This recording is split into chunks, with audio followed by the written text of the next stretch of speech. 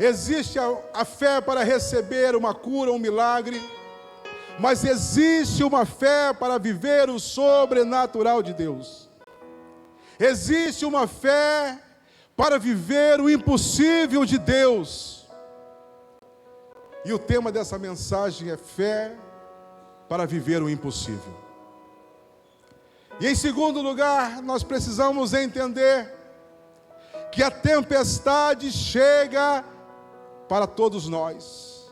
Seja nós crente ou não crente, seja você rico ou pobre, seja você preto ou branco, seja você gordo ou magro, a tempestade chega nas nossas vidas.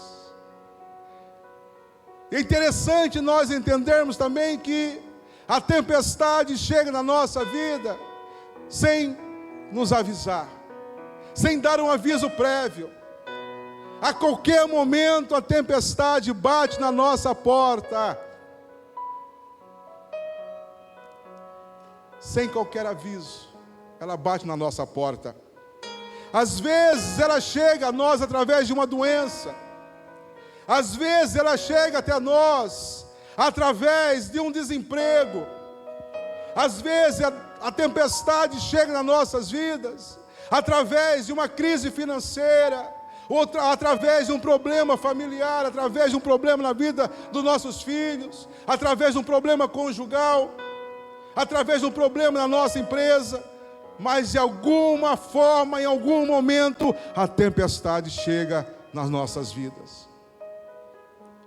Mesmo servindo a Deus, mesmo sendo fiel ao Senhor, a tempestade, ela bate na nossa porta. Mas o interessante, irmãos, é que Deus, Ele nos dá o livramento na tempestade e não da tempestade. Essa é a certeza que nós cristãos temos, que Deus, Ele nos dá o livramento na tempestade. Eu não sei se você está passando por alguma tempestade, creia que Deus vai te dar o livramento na tempestade. Precisamos entender, irmãos, que a tempestade, quando ela chega nas nossas vidas, ela tem o objetivo de nos ensinar algo. Devemos aprender a tirar proveito, a tirar ensinamento, a tirar lições da tempestade. Temos que entender que a tempestade, ela chega sem aviso prévio. Ela chega de surpresa para mim e para você. Mas ela não é surpresa para o nosso Deus. Nós precisamos entender, irmãos, que a tempestade para nós, ela não tem controle nas nossas mãos, nas nossas vidas, mas Deus está no controle da tempestade que nós passamos. É o que nós vamos aprender nesse texto. Os discípulos estavam no meio de uma tempestade. Foram pegos de surpresa numa tempestade. Mas Jesus sabia.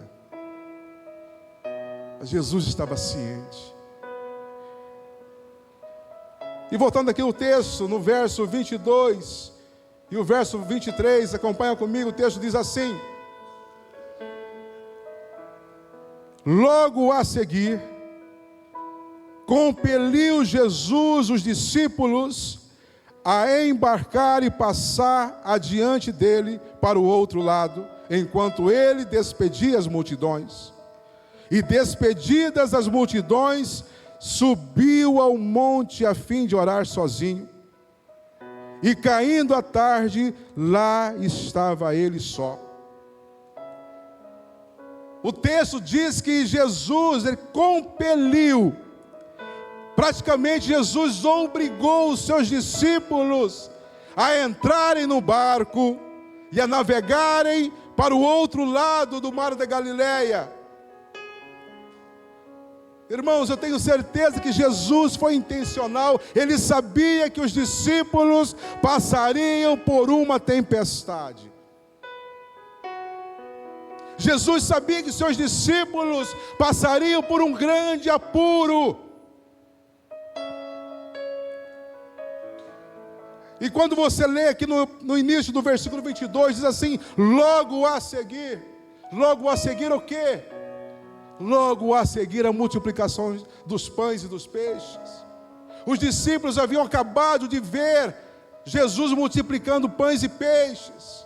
Os discípulos tinham acabado de ver Jesus fazer um grande milagre. Eles estavam extasiados. Mas Jesus precisava ensinar os seus discípulos que segui-lo, que servi-lo, que o ministério, que andar nas pegadas de Cristo não era só milagres e milagres, mas eles deveriam tomar a cruz. Eles iriam passar por situações difíceis, aonde eles iriam necessitar ter uma fé inabalável, uma fé para viver o impossível. Por isso Jesus, o texto diz que Jesus o compeliu, os obrigou a entrar naquele barco e passar do outro lado.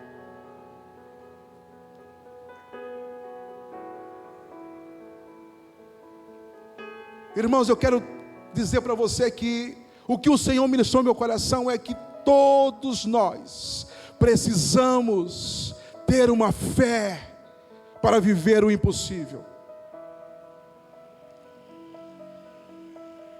Porque servir a Cristo não é só vitória, só vitória e só vitória. Porque servir a Cristo, nós vamos precisar a qualquer momento de ter uma fé para viver o impossível, porque a tempestade a qualquer momento pode bater na nossa porta.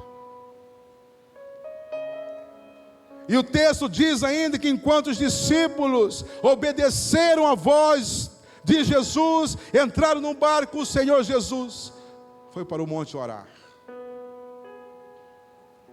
Eu aprendo com isso também, irmãos, que quando nós obedecemos a voz do Senhor, obedecemos a palavra do Senhor, o Senhor Jesus está cuidando das nossas vidas. Ele está intercedendo por mim e por você. Ele está orando por nós, Ele está protegendo por nós, Ele está intercedendo para nossas vidas.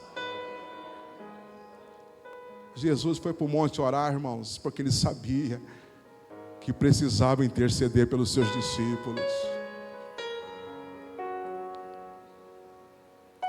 Quando nós obedecemos a voz do Mestre, Ele cuida das nossas vidas. Ele está cuidando de mim e de você. Quando nós estamos andando de acordo com a palavra dEle, Ele cuida de nós. Aleluia. No verso 24 diz assim: entretanto o barco já estava longe, a muitos estádios da terra, açoitado pelas ondas, porque o vento era contrário. Os discípulos obedeceram a ordem de Jesus. Amém, amém? Amém ou não? Amém ou não amém? Os discípulos estavam no centro da vontade do Senhor. Amém ou não amém? E eles depararam com uma grande tempestade. E eles depararam com um vento contrário.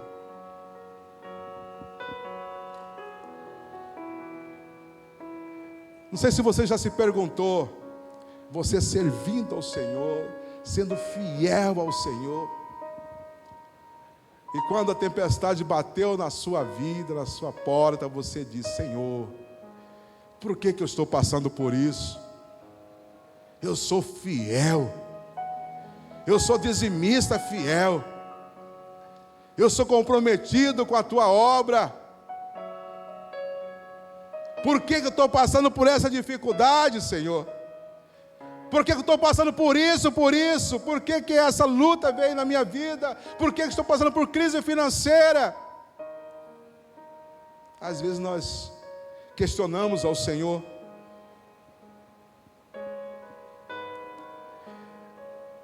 Esse texto vem nos dizer que ainda que nós estamos no centro da vontade do Senhor, nós vamos deparar com tempestade nas nossas vidas, nós vamos deparar com ventos contrários às nossas vidas, mas o mais importante é que o Senhor está conosco. O mais importante é que nós não estamos só, que o Senhor está conosco. Esta é a lição que Ele nos ensina aqui nessa noite. Os discípulos estavam no centro da vontade do Senhor. Os discípulos estavam em obediência à palavra, comando do Senhor. E eles depararam com a tempestade, com o vento contrário. Irmãos, a palavra do Senhor é bem clara. Que nós vamos passar por aflições. Mas Jesus, Ele vem nos dizer que nunca estaremos só. A palavra do Senhor nos diz em Hebreus 13:5: de maneira alguma te deixarei, nunca jamais te abandonarei. Hebreus 13:5, Deuteronômio 31:6 também diz isso, que nunca estaremos só. Nunca, jamais Ele vai nos abandonar.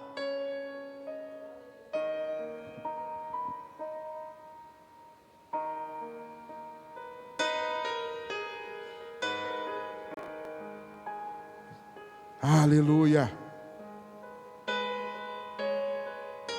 Glória a Deus.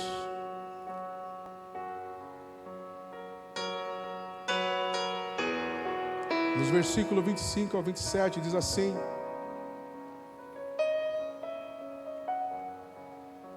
na quarta vigília da noite foi Jesus ter com eles, andando por sobre o mar. E os discípulos, ao verem-no andando sobre as águas, ficaram aterrados e exclamaram: é um fantasma. E tomados de medo gritaram. Mas Jesus imediatamente lhes disse: tende bom ânimo, sou eu, não temais. Esse mesmo fato, esse mesmo acontecimento também foi registrado no Evangelho de Marcos, capítulo 6, no verso 48, onde diz assim: e vendo-os em dificuldade a remar, porque o vento lhes era contrário, por volta da quarta vigília da noite, veio ter com eles, andando por sobre o mar. Já no Evangelho de Marcos, o texto diz que, vendo-os em dificuldades a remar, Jesus viu a dificuldade dos discípulos, a dificuldade que eles estavam ali no mar, na tempestade, dificuldade de remar. Isto nos enche de certeza e segurança, que nós podemos confiar que Jesus, Ele vê as nossas dificuldades. Jesus sabe aquilo que nós estamos passando, quando nós estamos passando por uma dificuldade. Isso nos dá certeza que Ele não está alheio à nossa dor, ao nosso sofrimento, às nossas dificuldades. Isso mostra que Ele está atento àquilo que nós estamos passando. E o texto continua dizendo que por volta da 4ª vigília da noite, veio ter com eles andando por sobre o mar. E isso nos dá a certeza que no tempo dele, Ele vai nos socorrer.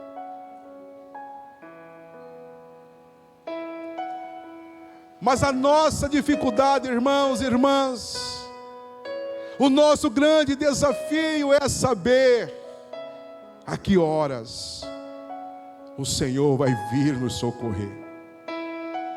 A nossa grande dificuldade é esperar o tempo do Senhor.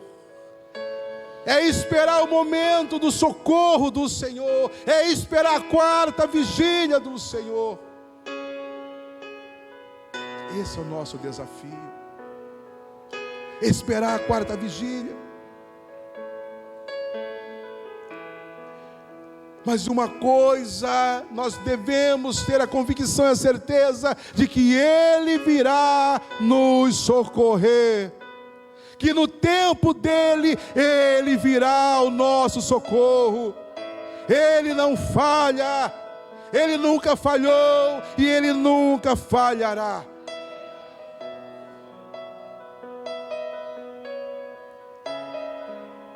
Como a Adila disse aqui, na abertura, que em 2025, quantos de nós passamos por dificuldades, por lutas, mas também vencemos? Se o Senhor fez você vencer em 2025, Ele vai fazer você vencer em 2026. Se você venceu as lutas em 2025, você vai vencer as lutas em 2026.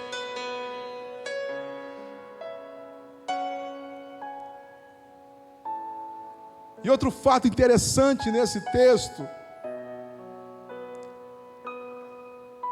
que Jesus, Ele revela a sua divindade, não só quando Ele andava pelas águas, sobre as águas, porque andar sobre as águas era algo inédito, que homem nenhum andou. Mas Jesus revela a sua divindade, quando Ele caminhava sobre as águas. Mas não foi só isso que Ele revelou a sua divindade. Ele revelou que Ele era Deus, ao declarar: sou eu. Note, irmão, que no texto, quando Ele diz sou eu, não temais. O sou, o S com letra maiúsculo. Esse sou eu. Essa mesma declaração foi registrada em Êxodo 3,14. Quando Deus, Ele enviou Moisés para libertar o seu povo no Egito. E Moisés, naquele diálogo com o Senhor, Moisés disse assim para Deus: Senhor, quando eu chegar lá para libertar o povo, o seu povo de Israel, e dizer para o povo: o Deus de vossos pais me enviou para vos libertar, eles vão me perguntar: qual é o seu nome? O que eu direi? E Deus respondeu para Moisés: diga, eu sou o que sou, o enviou. É a mesma palavra, é o mesmo nome que Jesus disse aqui para os discípulos: sou eu. É o mesmo que Deus disse para Moisés: eu sou o que sou. Eu não sei se você consegue entender. O próprio Jesus estava dizendo que Ele era o eu sou o que sou. Irmãos, eu não sei se você consegue entender. O eu sou o que sou é que guarda a sua vida. O eu sou o que sou é que guarda a minha vida e a sua vida. É Ele que disse que estaria conosco todos os dias. É Ele que nos protege, é Ele que nos guarda, é Ele que nos protege. O eu sou o que sou, Ele está comigo e com você. O Todo-Poderoso, o Soberano. É isso que Jesus estava dizendo para os seus discípulos. Eu sou o que sou, não temais. Não importa a tempestade que você possa enfrentar nesse ano 2026. O eu sou o que sou, Ele está com você e estará com você.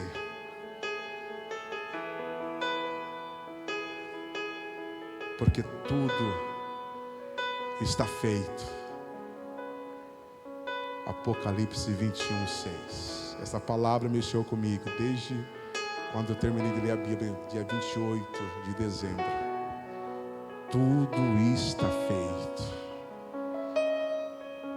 Eu sou o Alfa, eu sou o Ômega, eu sou o princípio, eu sou o fim. Eu sou o que sou. É Ele que cuida de mim, é Ele que cuida de você. Irmãos, eu lembro que a última tempestade que nós vivemos, já vai fazer 2 anos. Eu fico até preocupado que logo vai chegar outra tempestade, sempre vem. Já contei isso aqui, mas vou contar de novo. Tem gente nova aqui na igreja hoje. Quando a nossa Laura estava aqui em casa, grávida de 7 meses. 7 meses, né? Não vem com esse negócio de semana que eu não entendo. 7 meses. Tranquilo, gestação tranquila. Para ganhar o nosso José. De repente ela começou a sentir dores de parto, mas pensou que era alguma virose, não sabia que era dor de parto. E gemendo à tarde, passou a noite gemendo, pensamos que era algum alimento que ela tinha comido. E no outro dia cedinho, a minha esposa levou ela no médico para fazer ultrassom. E aí o médico falou assim: olha, está em trabalho de parto, vai ganhar nenê. Corre para Cuiabá para ganhar o nenê lá, que a médica dela é de Cuiabá. E nós saímos, irmãos, cedinho para Cuiabá. E nós fomos meio rápido. Antes de Cáceres, ela parou para fazer xixi. Mulher faz xixi, o homem mija. E de repente ela estava no banco da frente, a minha esposa no banco de trás e eu dirigindo. E ali ela começou a sangrar. E o homem é mais apavorado que a mulher, né? Diz a minha esposa, eu não lembro disso, que quando ela começou a chorar, dizendo: estou sangrando, estou perdendo meu filho, eu tirei as 2 mãos do volante e coloquei na cabeça. Ela desesperada, fala: estou perdendo meu filho vai morrer. Aí pronto. Aí eu falei: vamos parar em Cáceres, né? Vamos tentar socorrer essa criança que vai nascer. Aí minha esposa falou: não, vamos para Cuiabá.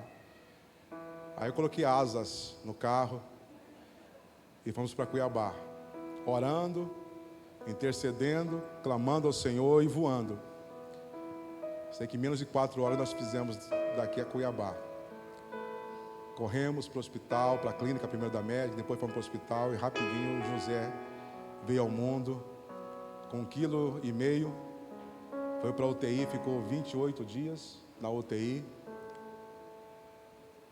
Foi aquele desespero, 28 dias ali em Cuiabá, aquele sofrimento. E hoje o guri está com 1 ano e quase 6 meses. Pensa num guri, num moleque raiz, que anda descalço, no cascalho, na pedra, no chão quente. E não satisfeito, ele quer ir para o mato, quer andar dentro do mato. Eu falo, irmãos, que as tempestades que a gente passa na vida, quando nós estamos firmados em Cristo, as tempestades se tornam testemunho nas nossas vidas, se transformam em história das nossas vidas.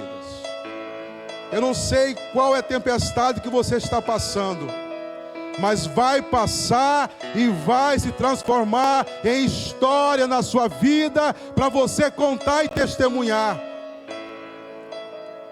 Quando nós estamos alinhados com o Senhor, escute isso, quando nós estamos alinhados com o Senhor, as tempestades que nós passamos se transformam em história nas nossas vidas, que vão servir de testemunhos. Quando vem alguém contar um problema para mim, eu falo: irmãos, sossega o seu coração, isso vai passar, isso vai se transformar em história na sua vida, vai ser testemunho que você vai dar. Mas se morrer, pastor, vai para a glória, nós vamos testemunhar a seu respeito. A Bíblia diz: quer comamos, quer bebamos, nós somos do Senhor. Quer vivamos, quer morramos, nós somos do Senhor. Tudo que nós fazemos é para a glória do Senhor. Quer comamos, quer bebamos, seja para a glória do Senhor.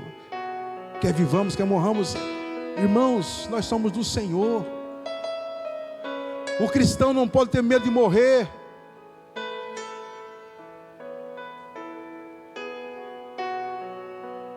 E aqui essa tempestade que os discípulos enfrentaram aqui serviu de lição para eles. Eu tenho certeza, irmãos, que o texto não diz isso, a Bíblia não fala, mas depois eles testemunharam, serviram de testemunho para eles. Eu creio que depois eles falavam um com o outro: você viu o que nós passamos, a luta que nós passamos? Pedro então nem se fala, nem enchia o peito, falou: você viu, eu andei sobre as águas. Aí os outros falavam assim: mas você afundou. Mas eu andei, dei uns 4 passos. Mas você ficou com medo, Pedro. Mas eu andei, você não teve coragem. As lutas que nós passamos servem de testemunha.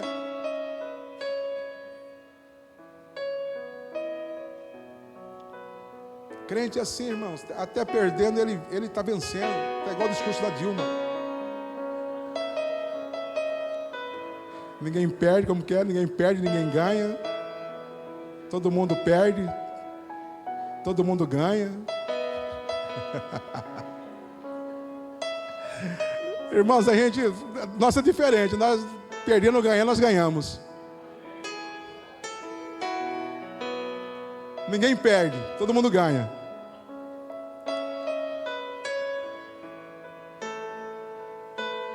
Sei que o nosso José, estou com saudade do guri já. Em nome de Jesus. O guri não pode me ver que já levanta a mãozinha para me falar glória a Deus para ele. Faz ligação de vídeo, eles me vê, que é para eu falar glória a Deus, aleluia. Já é pentecostal, desde pequenininho. Verso 28 e 29.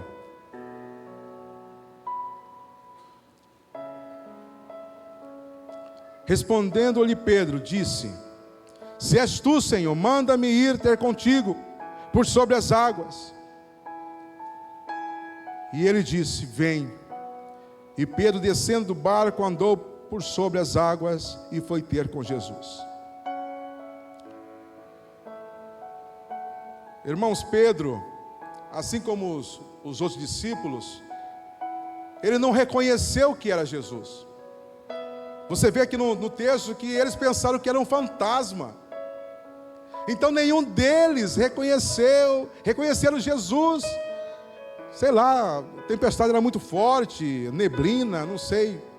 Mas eles pensaram que era um fantasma. Mas Jesus disse: sou eu, não temais.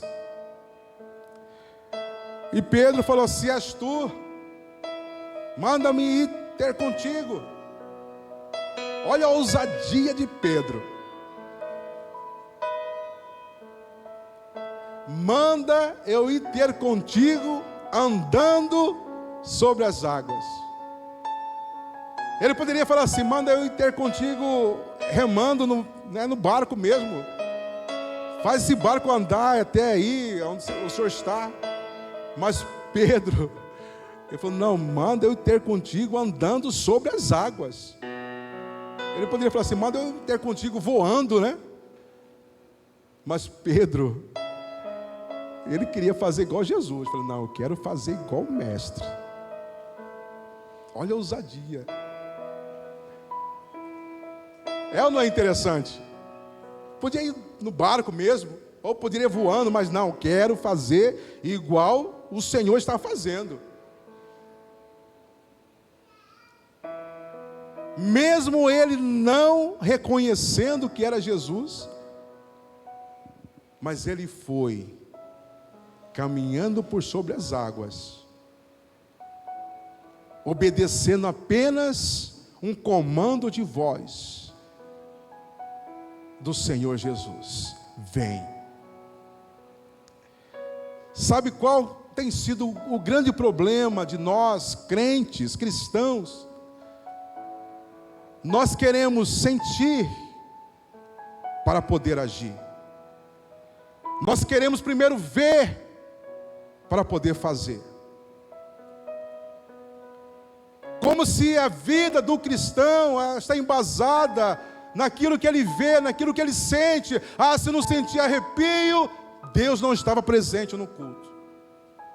Se eu não chorar, Deus não estava presente no culto. Se eu não sentir, se eu não ver, Deus não estava presente. Irmãos, só a palavra bastou para Pedro: vem. A palavra do Senhor nos diz, em segunda carta de Paulo aos Coríntios 5:7, diz assim: visto que andamos por fé e não pelo que vemos. Nós precisamos entender que nós andamos por fé e não por aquilo que nós vemos, e não por aquilo que sentimos.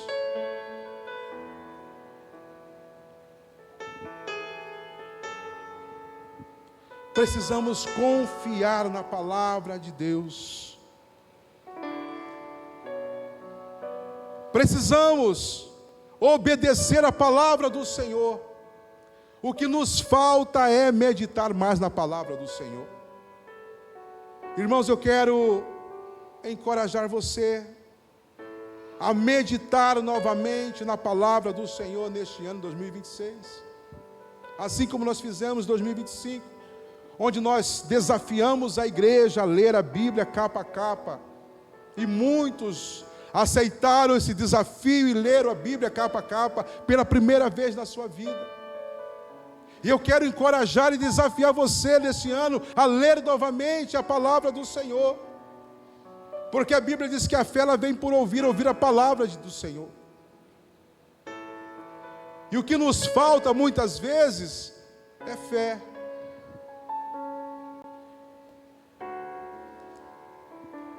Nós precisamos caminhar debaixo da palavra do Senhor.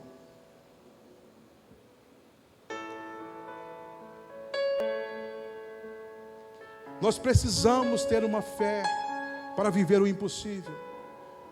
Porque quando a tempestade chegar, bater na nossa porta, nós vamos precisar ter essa fé.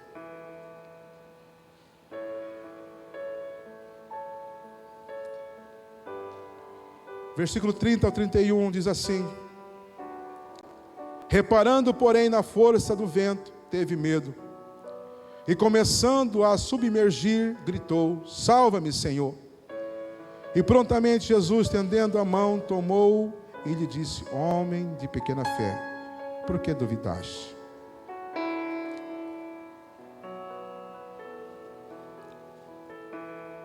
Pedro caminhava bem com seus olhos em Jesus. Mas o texto diz que ele reparou na força do vento. Ele tirou os olhos de Jesus e focou no vento.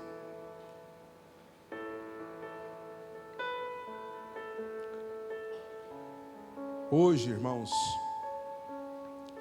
Nesse tempo moderno que nós vivemos, o vento, ele simboliza não só os problemas, as dificuldades que nós enfrentamos, mas também simboliza os prazeres da carne, as riquezas, o conforto, o comodismo que nós vivemos.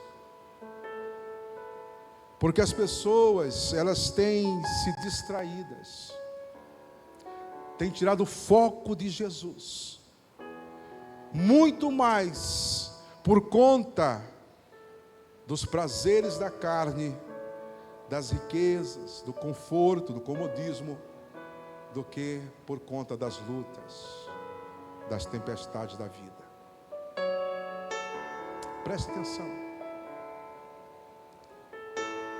Quando nós estamos enfrentando lutas, nós aproximamos mais do Senhor.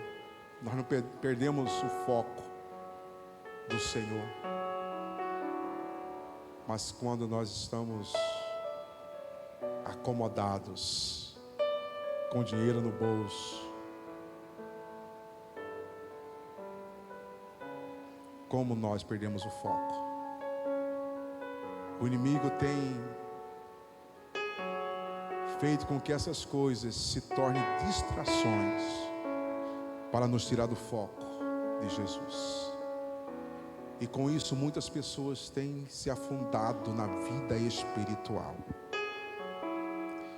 Mas eu quero dizer para você aqui nesta noite, não tire o foco do Senhor Jesus. Independente do que você está vivendo, se com dinheiro ou sem dinheiro, se com saúde ou na doença, não perca Jesus de vista.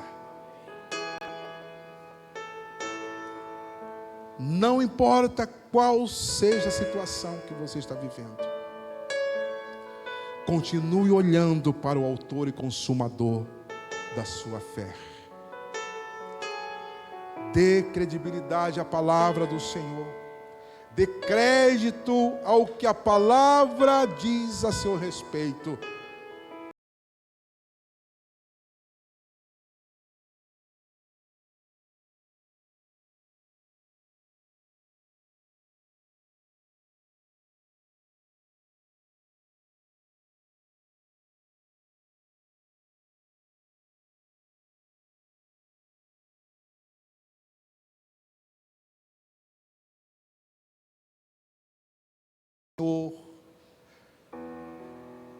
E o texto diz que Jesus chamou Pedro de homem de pequena fé, aí no verso 31.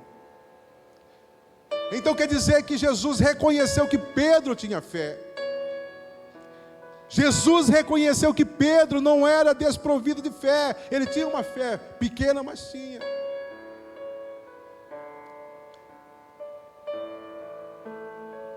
O que faltava para Pedro era ter uma fé maior.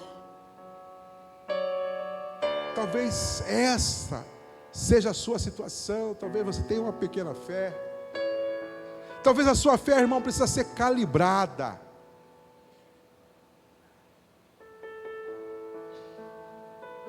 Os discípulos falaram para o Senhor: Senhor, acrescenta a nossa fé. Precisamos calibrar a nossa fé. E a nossa fé, irmão, é calibrada quando nós meditamos na palavra do Senhor.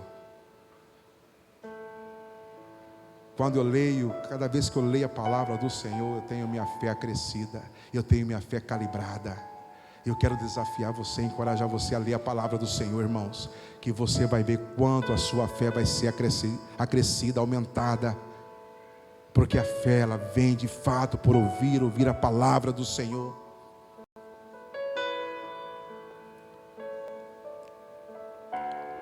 E o Senhor nos convida nesta noite a ter uma fé para viver o impossível, neste novo ano de 2026, que ainda está iniciando.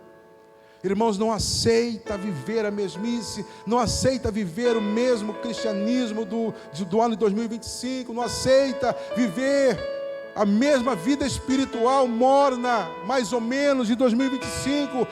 Viva a plenitude do Espírito Santo em 2026. Viva o melhor de Deus para a sua vida em 2026. Deus tem algo grande para a sua vida em 2026. Viva o sobrenatural do Senhor em 2026.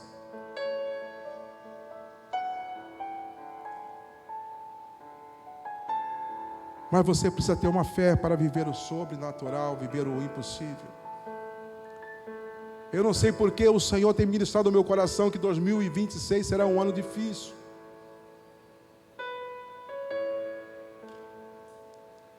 Desde o final do ano passado, Deus tem ministrado no meu coração que esse ano vai ser um ano difícil. Não quero aqui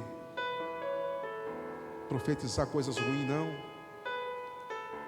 Mas vai ser um ano onde nós vamos precisar orar dobrado, jejuar dobrado. Eu comentei com a minha esposa, falei se 2025 eu orei muito, eu preciso orar dobrado em 2026. Irmãos, nós precisamos alinhar a nossa vida com o Senhor, porque eu não vejo com bons olhos 2026. Precisamos despertar, buscar as nossas vidas, alinhar com o Senhor, aumentar a nossa fé para viver o impossível de Deus. Nós vamos precisar em 2026. Vamos ficar de pé? Mas a certeza é que o Senhor está conosco em toda e qualquer situação, toda e qualquer circunstância. O Senhor está conosco.